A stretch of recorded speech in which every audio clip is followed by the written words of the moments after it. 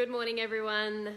Welcome to Splitter's Farm. Today we're inside and today we're going to show you how to cook with things from our garden. We've posted a few photos of things we've been cooking lately because we've been getting our cook on with this COVID-19 stuff. And we thought we'd share with you a few of the recipes today that you can use from things that are going off in the cupboard or things you can recreate a meal with from something you've already eaten. So yeah, we're going to show you a bit about a few of the things we make from the produce that we harvest, and we'll go from there. So I'm going to spin the camera around. Excuse my messy house. But look, we do make a lot of preserves. So this is a preserve that we made about 6 months ago, and it was from tomatoes in our garden. So we had a whole heap of tomatoes, cherry tomatoes we couldn't use quick enough before they were starting to go a bit soft. So we made this amazing cherry tomato chutney, and it's got onion and mustard seeds and garlic and currants actually. So it's kind of got a sweet, sour taste to it. And we repurpose all of our jars. So it's not actually Sharwood's, it's Splitter's Farm made, but we do repurpose all our jars. So before you go to jar anything, you need to either sterilize it. So either in a sterilizer or in the oven, really hot oven. Preferably when you're adding the liquid too, adding it hot so that it's sterilizing the jar also. And then you tip it upside down so that sterile or hot liquid touches the lid as well. So yeah, so then we move over here. So we made pesto on the weekend. So as you've probably seen from my garden, I have a heap of basil. So this is the basil here, the basil plants. And basil, all we do is we pick the basil leaves off and we put them into a processor, or I like to use a NutriBullet. It's pretty easy and it just blitzes it up. So we pick these leaves and we basically fill that full of basil leaves to make our pesto. Then we add, and it's really to your taste, I add pine nuts. These are beautiful pine nuts. You can toast them before you add those. We also add lemons. I cut these in half, and then I put about 1 lemon to each full NutriBullet of basil leaves. Then we add olive oil, so just your standard, any type of extra virgin olive oil, salt and pepper, and you can add Parmesan cheese. Now, better if you grate the Parmesan cheese through it first so it's not battling to try and break it down in the processor. And I find that if you add the cheese, best to put it in the fridge after you've made it. And then you bottle it. And this is the amazing, look at this amazing colour here. But you can use this on pasta, you can use it on just your toast in the morning with a slice of cheese. You can put a dollop on the side of your steak. You can pretty much eat this with anything, and I just eat it straight from the jar. It's amazing. So yeah, that's my pesto recipe, and it's really easy and good to use when you've got an abundance of basil, because once basil goes to seed, you'll see the seed heads here. It starts to go a bit wiry and the quality of the leaves isn't as good. You can remove the seed heads and bush up the plant a bit more, but yeah. Good morning, Rachel. Hey, Bo. Okay, moving on to the next. So hubby went out crabbing the other day, and hunter-gatherer that he is caught mud crabs. So this is what's left, I think, of 6 crabs 2 days ago. So we've got 2 measly little leg pieces left, which we would normally eat on a sandwich for lunch. But what I'm going to do tonight is I'm going to make zucchini pasta, because we've just picked these amazing zucchinis from our garden this morning. So using a spiraler, which is one of these little contraptions, we can make pasta. It's a low carb, low GI option to your traditional pasta. No, not that there's anything wrong with your pasta, but yeah, we kind of do try to be a little bit health conscious where we can.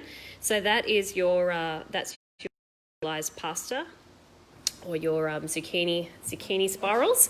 And then the other night when I cooked this crab, I cooked a garlic chili mud crab in the oven. So broke up the crabs into pieces, put in a heap of butter, a heap of oil, garlic, chili, and lots of lemon juice. The sauce from this mud crab is amazing.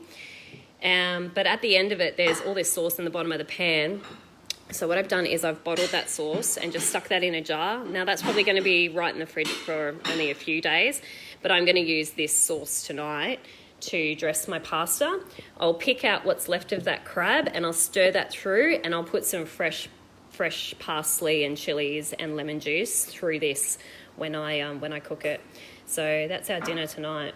Sounds amazing. Another thing I've been making, because my kids go through porridge, occasionally we'll buy the wrong type of oats. We'll buy the whole oats, and my kids are really fussy. They like the quick oats.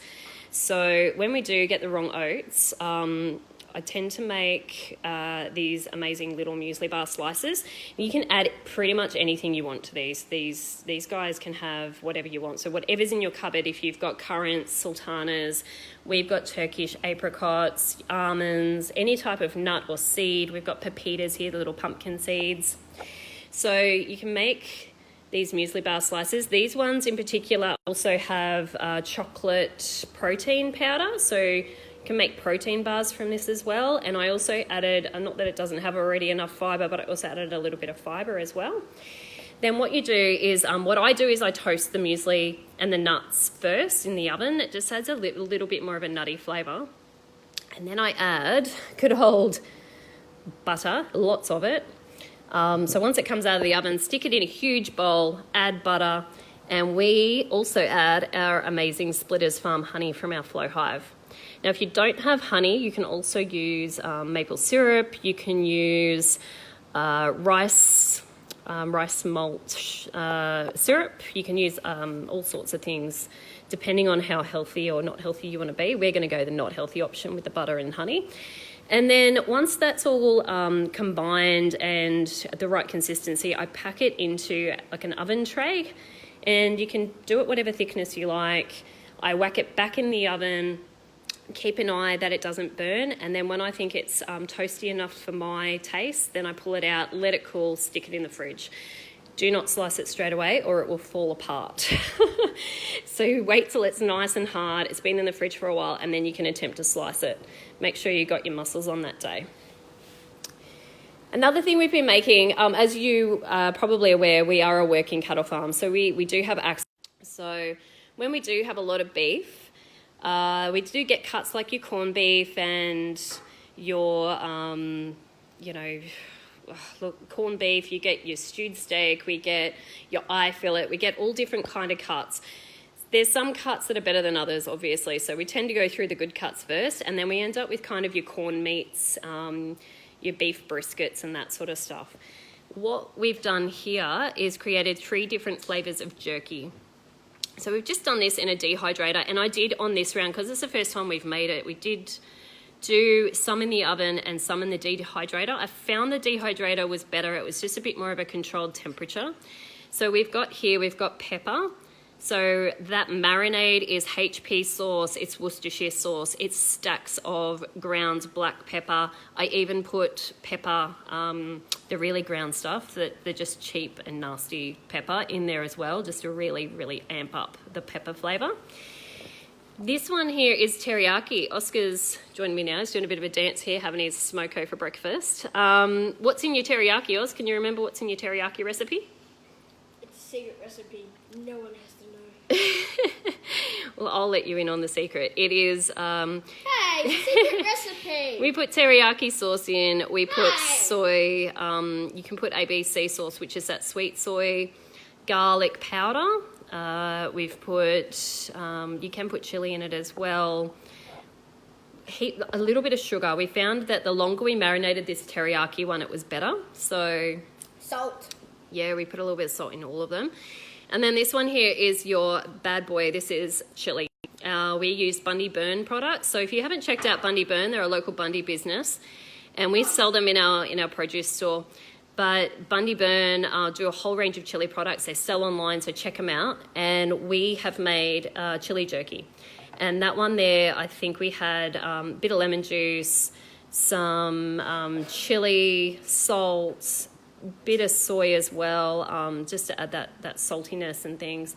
The longer you leave it in the hydrator, the tougher it is to eat. So if you've got delicate teeth or dentures, best to get it out sooner rather than later. It adds a bit more chew rather than, you're sort of tearing it with your teeth. And I also found that with all of your jerkies, that if you cut it against the grain, cut the meat against the grain, it's also easier to eat. If you cut it with the grain or in the direction that the sinew's going, it's a lot more difficult to tear through with your teeth. So just a hot tip for that one. But look, we love our dehydrator. We've got it in the dishwasher at the moment. We're going to give it another burl today.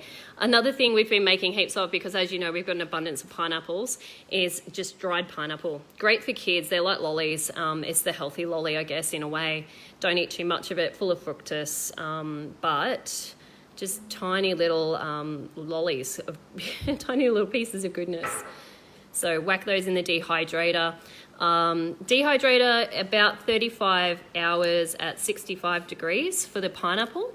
You want to ramp up your dehydrator at about 70, 75 degrees and really give this bad boy a run overnight to get your jerky.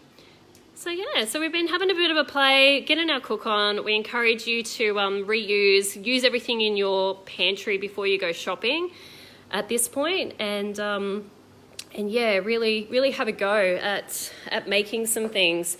We try and use everything off the farm as much as we can. There's not a lot of things that we eat at a nightly meal that we haven't actually made or grown or produced on the farm. So it's pretty exciting when you get to that point. It's quite rewarding.